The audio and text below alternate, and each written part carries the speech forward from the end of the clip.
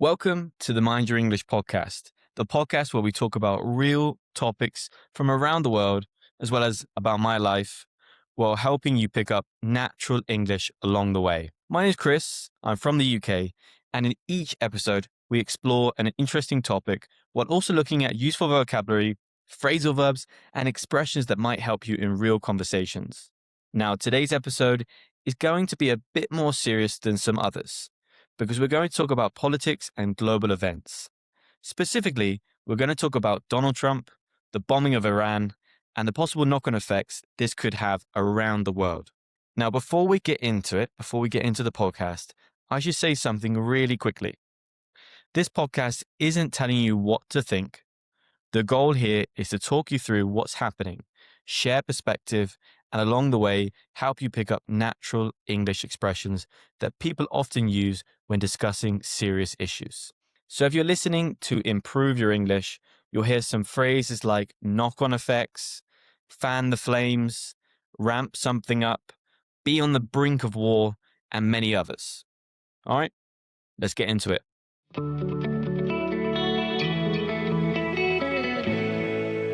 So, first of all, let's talk about what's actually happened. Tensions between the United States and Iran have escalated significantly after military strikes were carried out against Iran or against Iranian targets. These strikes have been linked to decisions made by Donald Trump, who has taken a very aggressive stance towards Iran. And to be honest, that's something we often see in international politics. Conflicts rarely explode overnight. Instead, tensions build up.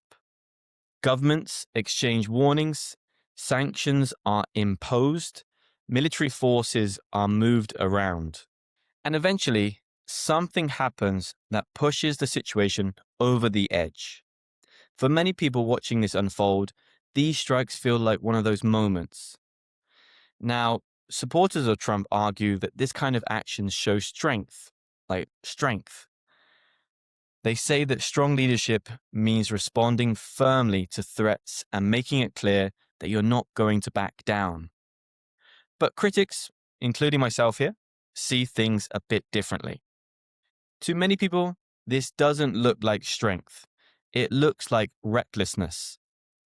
Because once you start bombing another country, especially a powerful country with allies and influence in the region, you're not just carrying out a single action. You're potentially opening a can of worms. That's a very British or a very common British expression. If you open a can of worms, you create a situation that suddenly becomes much more complicated and difficult to deal with. And that leads us nicely to another expression, knock-on effects. A knock-on effect is when one event causes a chain reaction of other consequences. Think of dominoes. When the first one falls, the rest follow. In global politics, knock-on effects can spread very quickly. A conflict between two countries doesn't stay neatly contained. It can ripple outwards and affect the entire region. And the Middle East is a perfect example of that because Iran isn't an isolated country. It has allies, it has influence, it has relationships with various groups and governments across the region. So if tensions between the US and Iran increase, the risk is that the conflict could spill over into neighboring countries. If something spills over, it spreads beyond its original place. So a conflict that begins between two countries might spill over into a much wider regional crisis. And that's one of the biggest fears people have right now, that we could be heading down a slippery slope. A slippery slope is when a small step leads to bigger and bigger consequences. You start with one military strike, then there's retaliation, then there's more retaliation, and before long, the situation begins to spiral. That word spiral is often used when things start getting out of control. Another phrase you might hear in the news is that the world could be on the brink of war, right? This could be on BBC News all the time. If something is on the brink of happening, it means it's very close to happening. So when analysts say we might be on the brink of a wider conflict, they mean we're dangerously close to it. And the worrying thing about these situations is how quickly they can blow up. A situation suddenly becomes much worse. One moment things are tense but stable, then suddenly something happens and the whole situation blows up. Now, another issue people are talking about is the global economy. It's something a lot of people in Western countries like England or the USA is something that they are talking about. Whenever tensions rise in the Middle East, one of the first things economists start worrying about is oil. A huge percentage of the world's oil supply passes through the region. So if shipping routes are disrupted, prices can rise pretty quickly. And when oil prices shoot up, the knock-on effects are felt everywhere. Petrol becomes more expensive, transport costs go up, food prices can increase, inflation gets worse. So something that starts as a military decision thousands of kilometers away can end up affecting everyday life across the world. That's why geopolitical conflicts rarely stay local. Their effects tend to ripple outward. It's a bit like throwing a stone into water. The ripples spread further and further away from the original splash. Another concern right now is the possibility of a full-scale war. A full-scale war means a large and sustained conflict involving major military forces. Not just isolated strikes, but something far bigger and longer lasting. And that's obviously the last thing the world needs right now. Another phrase people often use in situations like this is to fan the flames. If you fan the flames, you make an already tense situation worse. Critics of Trump argue that some of his decisions and statements risk fanning the flames rather than calming things down. And this brings us to the question of leadership, because whether people support Trump or oppose him, leadership decisions at the very top can have enormous consequences. When political leaders choose to ramp up military action, those decisions don't just stay inside government buildings. They affect soldiers, they affect civilians, and they can shape international politics for years. One criticism that's often made about Trump is the way he tends to approach international politics in a very confrontational way. To be confrontational means to deal with a situation through conflict and pressure rather than diplomacy. So instead of trying to calm tensions, critics say he often ramps things up. So to ramp things up, to increase it quickly and dramatically. You can ramp up the pressure, ramp up military presence, ramp up rhetoric. And when tensions are ramped up between powerful countries, the risks increase for everyone. Now, the big question is, what happens next? Will tensions cool down, or will things escalate further? Ideally, Trump or leaders on both sides will eventually back down. To back down means step away from a confrontation and stop pushing the conflict further. But backing down can be politically difficult.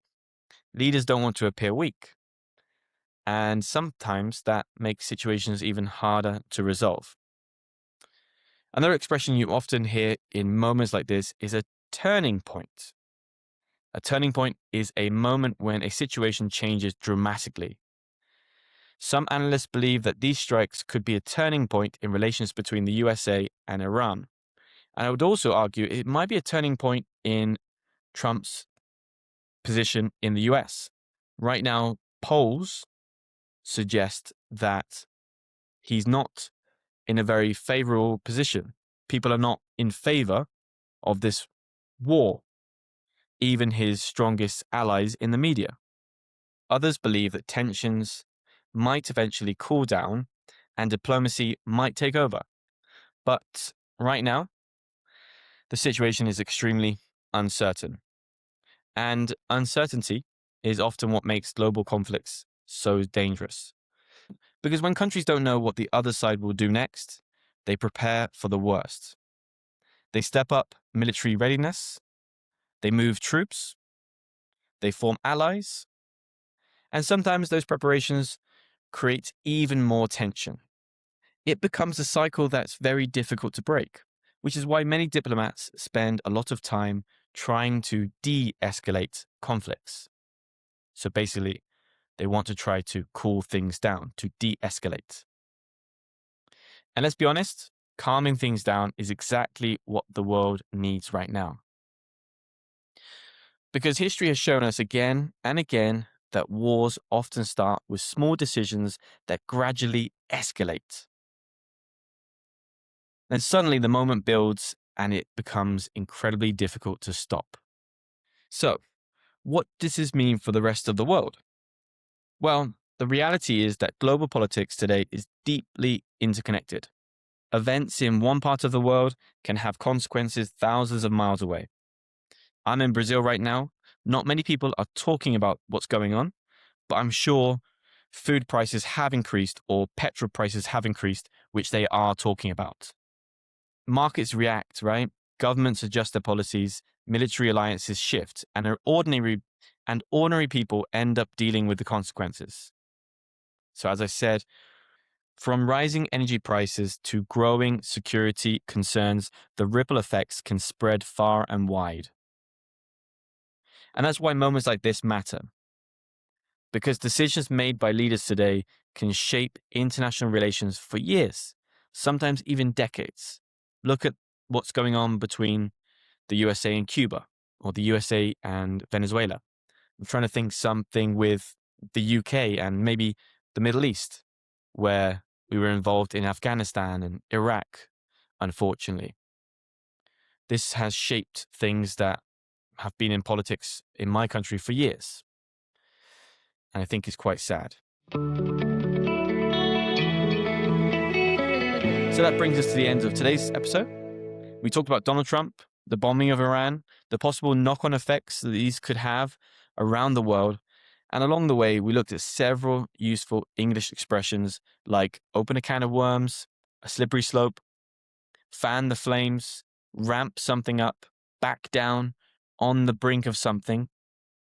So lots of really useful and common expressions that you'll hear in conversations talking about serious issues, or you might hear these on the news, as I mentioned before.